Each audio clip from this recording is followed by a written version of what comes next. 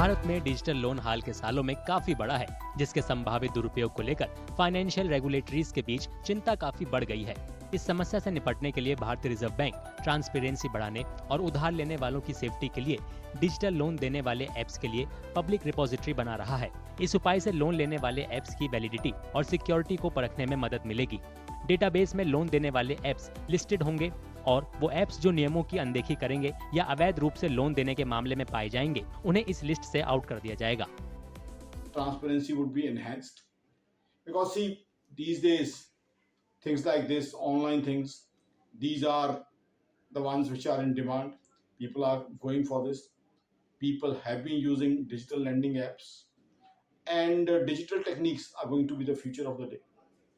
So I think it's a welcome step, a right step in a right direction, and definitely it would promote ease of doing business, transparency, and quality for customers. Digital loan देने का process उधार लेने वाले की नौकरी, उनकी income और जरूरी जानकारियों के साथ ऑनलाइन फॉर्म भरने से शुरू होता है। सारे डॉक्यूमेंट्स की जांच के बाद लोन अप्लाई करने वाले के अकाउंट में ट्रांसफर किया जाता है। मीडिया रिपोर्टों ने डिजिटल लोन की फील्ड में धोखाधड़ी करने वाले एक्टरों को उजागर किया है, जो आरबीआई की रेगुलेटरीज के साथ लोन ऐप्स के जुड़े होने का झूठा दावा करते हैं। इस मुद्दे को हल करने के लिए आरबीआई ने कड़े उपायों के जरिए ये तय किया है कि लोन लेने वालों तक ऐप्स की सटीक और भरोसेमंद जानकारी पहुंचे।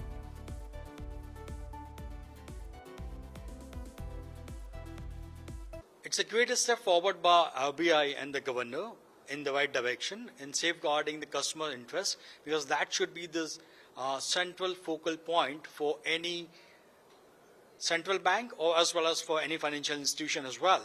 So safeguarding the customer interest by creating a repository for the lending apps, it's a great step forward, and that's what we have seen globally as well. And India is following the footsteps, or as well as in some cases leading the way as well. Now, in last 2 years, we have seen 700% raise in frauds, and that's why these steps are required to safeguard the customer interest. So these repositories are going to help customer to identify the legitimacy of the applications. So all the registered entities, NBFCs, have to upload their apps in this repository so that anybody would know whether they are right or wrong. इससे पहले साल 2022 में केंद्र सरकार और RBI ने Google पर सख्त नियम लागू करने का दबाव बनाया था, जिसकी वजह से गूगल ने दिसंबर 2023 में प्ले स्टोर से 2500 धोखाधड़ी करने वाले लोन ऐप्स को हटा दिया था।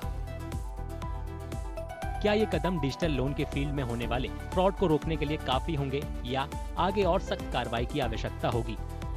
ये तो केवल समय ही बताएगा कि आरबीआई के ये उपाय कस्टमर्स की सेफ्टी करेंगे या क्या मौजूदा मुद्दों से निपटने के लिए और ज्यादा कोशिशों की जरूरत होगी।